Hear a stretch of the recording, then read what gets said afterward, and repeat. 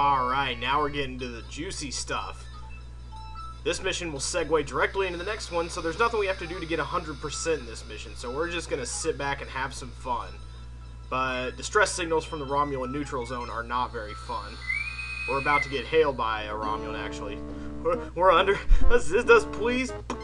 Transmission jammed at the source. Yes, it could be a setup. But, that's not our business. Screw those guys. We're moving on.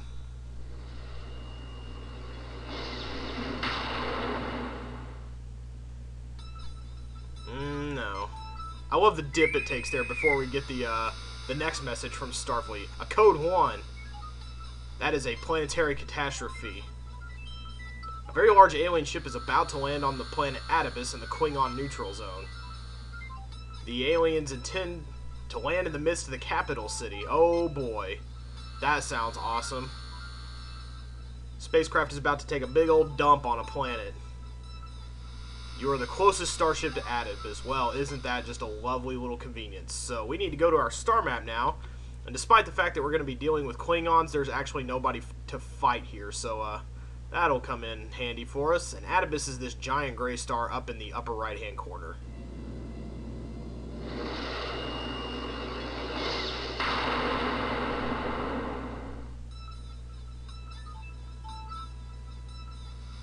One Klingon battlecruiser on a parallel course. Parallel, they're coming in with us. So, here we go. Get used to Captain Klar here. We're going to be seeing a lot of him today. He's actually going to be in the landing party with us. So, Judgment Rites has a lot of varied party members. You get red shirts, blue shirts. You get different crew members besides just Spock and McCoy. And now, we even get a Klingon who's going to be landing on the ship with us today. He is Captain Klar. Alright, these are all pretty good choices, actually. Good to be diplomatic, though, so we'll go with choice number 2. There we go. Klar is actually a very fair Klingon. He's not as savage as other members of his race. The Klingons were particularly savage in the original series. Alright, no need to get defensive. But he is a fair guy, see? I believe we are capable of bridging any misunderstandings that might arise in this delicate situation. Very interesting. Alright, so we're going to close in on the ship now, and this guy is humongous. Look at that thing compared to the Enterprise and the Klingon Warbird. That is a gigantic ship. Alright, so we're going to go ahead and we're going to beam down, and we're going to take Spock, McCoy, and Lieutenant Uhura with us. The only crew member that we haven't gotten to have in a landing party yet. Alright. Absolutely, Captain. Mr. Scott, you have the con.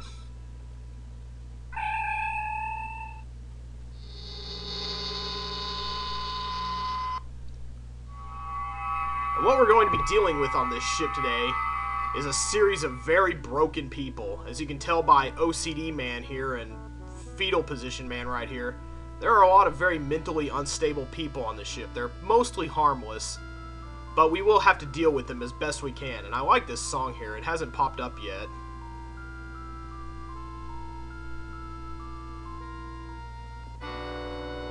Ah, another nice build-up. Let's talk to these guys and see what's going on here. Whatever you say, Rabe. How about you? Who's in charge? What's going on here? Grinagog? They all have kind of interesting names, ranging from one-syllable crap to, these long, like, Alice in Wonderland type names. And they're all very skittish, too, mostly. Are you going to be in charge now? Maybe if my mouse will click. Maybe you should talk to the Phase first. The Phase is the computer that runs the ship. That's a good question. No, that's okay. They don't really look like they're capable of responding to a hail, so I guess we're better off just asking what the Phase is. Giggle. That's because I'm smart. SMRT. I mean SMART. You can probably talk with the Phase in the oratory. Yeah, the oratory is just to the south. We'll be doing a lot with them, and Grinagog is kind of giggly for a guy who spends his day all balled up. Yeah, let's see what's going on with these people. Let's take tricorder readings. We can't get a score or anything, so it's kind of useless to scan things, but okay, yeah, he's a little bit anxious, but okay. And how about OCD man over here? Doesn't get nearly enough exercise. Brainwave activity uneven. Completely new race, even though they look more or less human. Okay. Well, let's go ahead and let's walk over to the left first, because there are a few useful things we can get here. Ah, the king, and his loyal servant Jakesy. We can talk to Jakesy. He doesn't say a whole lot. Jakesy. What can you tell me about this place? Can I play with the blocks? Can you smile for me? Is there something you want? Not much we can really, say to this man-child. Nope. Nope, sorry. And, the king over here bossing people around. Oh, snap. Atrioli, Mr. Kingman, is not having any of it. But there is a person we have in our party who can talk to him with grace and poise, and that is Lieutenant Uhura, so why don't we get her in front of the king? What a noble-looking woman you are. You have my permission to speak. So let's use her on him again. Okay, I guess we can just talk this time. Yet these Carls do not treat you as royalty. So we have to convince him that that we are royal too. We don't want to palm Kirk off on him. That's not going to convince him of anything. Let's see. There we go. That's pretty good. Nice little BS there. It'll work though. I'm going to go ahead and go with choice number 2 here. Alright, he'll just take any old story. So when he gets up, we're going to get an item out of the panel above him that's going to come in handy later. And that's just not acceptable. Yeah, we are dealing with some real characters on this ship today. I'm going to take my scepter and I am going to hold it in a funky, uncomfortable way, and I'm going to run off and get some sleep. Might want to change some clothes first. So to open up this panel, we're going to hit this little thing on the wall right here. And we're going to get the light bar out of the ceiling. Hope you don't need the fluorescent light to play with your blocks there or anything, Jakey. So let's get up in the king's wonderfully unergonomic chair right there. You managed to untwist a length of wire and a light bar. Like I say, those things are going to come in handy later. So now let's do what Grinagog said and go into the oratory, which is just south of here. Oh my. This is a sad little place. Captain, we have just been thoroughly and efficiently frisked. I mean scanned. Pleased to be identifying yourselves, yes? You have been in to see me before. Okay. And this is the phase. This is the computer right here that runs the whole joint. He doesn't look like he's in too good a shape, actually. He, she, it, they, whatever. Yes. And a blend of voices typifies its communications, so it speaks like a hive mind, but it refers to itself as a singular person. Very interesting. The Phase is an interesting character that we're going to get to know really well around here, whose computing skills and caretaking abilities are not quite optimal. For the, I suggest we pay close attention to both its actions and its words. I'm here to care for all of you, Kirk. It is easier for me to care for you when you are younger, but sometimes one's parents are forgetful. We understand. I will care for you now. You'll feel better after we ram some food down your throat. Yeah, pretty much how I'm feeling there, Dr. McCoy. That is, just wonderful. That's right, you can't do this. This is bad. You need to listen to us, Phase. Why don't you listen to us? Uh-oh. Guess who's coming to dinner? I am Klar, captain of the Pao Yar, and this is my aide. We are going to have to watch them very carefully because they're going to follow us around, making sure we don't trip up. Because we do not want to we don't want to cheese these guys off too badly. And so they will follow us around. They won't interfere if they don't think we're interfering with anything or doing anything illegal. There we go. No, absolutely not. Don't get in our way, we won't get in yours. But they're going to leave for now, so we should check out this woman over in the corner. She sat still through the entire process. She has sat entirely stock still. She is cataleptic, completely submerged within her mind, completely withdrawn from external stimuli. Oh, that is kind of awesome, but also a little scary. Some psychological shock ruptured an inherently fragile cognitive structure. In ancient times, they would have said she was skittish or prone to a nervous breakdown or weak-minded. Weird. I wish that had come out in sound. That's I guess one advantage of the talkie version. You could have heard both of them say that at the same time, but I really don't like the talking version of the game. Let's get Spock over here on this lady. I am suggesting exactly that. Let's get a few more, alright. Excellent. So, we're gonna get a little more information, a clearer picture of what's going on with Miss Stock-Still Lady over in the corner. See why she's so, fragile and why she can't move anymore. Puzzlewit. Puzzlewit. I'm gonna go with Puzzlewit here. I try, I read it all. So many ideas. Always jumbled, though. Puzzlewit wants to know. All broken, all shattered. Kind of like this computer in the corner. Perhaps she was trying to acquire knowledge, and that computer was broken along with her fragile psyche. They're fine so far.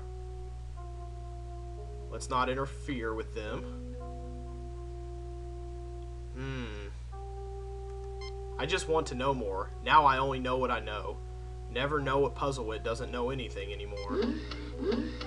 And now the Klingons are back. We need them to be quiet, lest Spock get dragged too far into this. And the aide is really kind of a jerk. Klar is very sensible and willing to listen to reason, but the aide is very much not. If we're going to piss anyone off, it's going to be him. Okay. That's right. Yeah, thank you, Klar, for paying attention and being a good guy. Puzzlewit remembers everything she reads, so she's got a photographic memory. She can spit out pretty much anything she reads. Subject, wiring systems, blah, blah, blah, blah, blah. Yakety schmackety. Maybe she does, maybe she doesn't. No new encryption was permitted. I could only read, not write. I ask you. That is a very interesting question, and one we will maybe learn the answer to on our journeys through here. The Builders didn't trust us. Didn't think we would be capable. The Builders, huh? The Builders are even more of an enigma than the Phase. Now the reader is damaged. This thing right here. The Paralens can't be replaced. The reader can't be fixed. Puzzlewit can't be fixed. And we will find out who Tusken is, too. Tusken has kind of a stronghold on this place. Maybe if you were listening, Aide, you would realize that this is not stupid, but in fact, yeah, anything but stupid, in fact. That is actually quite tragic. She believed if she could fill up her mind, understanding would come, and now her personality is withdrawing, refusing to accept the loss of everything she had not yet been able to read. Wow, that's actually pretty stirring. No, that's not quite how mind melds work, but interesting question. Wow, yeah. Yee. Yes, there is, and we will learn more of it next time. We're going to go do one more thing before we take off for today. Yes, why don't you just bite your tongue there, Captain Klar? Let nothing happen to this alien woman. Robot house?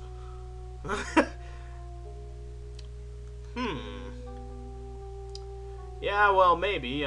She would be pretty easy to load up onto the transporter bay. They'll steal her soul, Captain. That's how they are.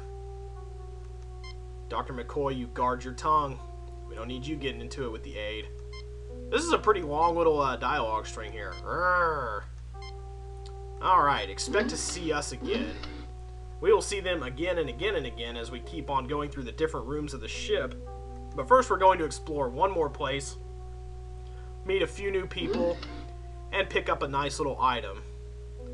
We're going to go over this way to Tuscan's room. We're going to meet the Tuscan that Puzzlewit is very sad about. We'll also deal with that little kid later. We don't want to wake up the king. We just want to pass through this room. He's kind of restless to begin with anyway. Oh, got some bodyguards in here. They get up very slowly. Rackaback, Gormagon. No, Tuscan, we shoes don't. Tuscan is this guy over here who looks kind of like mid-90s Weird Al. He is quite paranoid, but he's got a couple strongmen to do his bidding. And if we want to learn anything about this place, we're going to have to get past Tuscan, because he has kind of an iron grip on this place. Okay, just hurt you, stay back. We really don't want to hurt you, you know, but you gotta stay back. They kind of walk like the Bushwhacker twins. Klingon observers seem interested in remaining to watch what goes on here. Well, let's see here. Let's try to pick up the bear, because the bear is going to help us get another object through the magical power of brokering. If you want the bear, you'll have to beat me at this game of chess. Well, we know from Federation that the man for the chess job is Spock. But first, a word from Lieutenant Uhura. Okay. Okay, that's not quite what I was looking for. Okay, here we go. I didn't have my cursor highlighted on the chess set for some reason. A complex situation. However, check and mate. Excellent! But no, Gormagon is a pretty reasonable guy with a code of honor, so we get the bear. I think it's a dumb's games. That's what I thinks of this games. Well, no more chess for anyone then. So let's go on, let's get out of here, and let's pick up one more item today. We're going to walk our way over, and we're going to give the bear to Jakesy, because what does a giant fat man-child want more than his very own teddy bear to curl up with and cuddle? Let's walk over this way, and when we give Jakesy the bear, we will get his blocks from him, which we are going to need in order to set forth the chain of events that are going to get us out of this place and help us move on and meet the so-called builders. Sloth. Nice. You get blocks now? Yes, we get the blocks, and with that, we end our adventure today. So join us next time. We will be meeting a few more people in this wonderful little place, and at least one more person anyway. And we will try to help these people out in what small ways they can be helped out. So I'll see you guys tomorrow.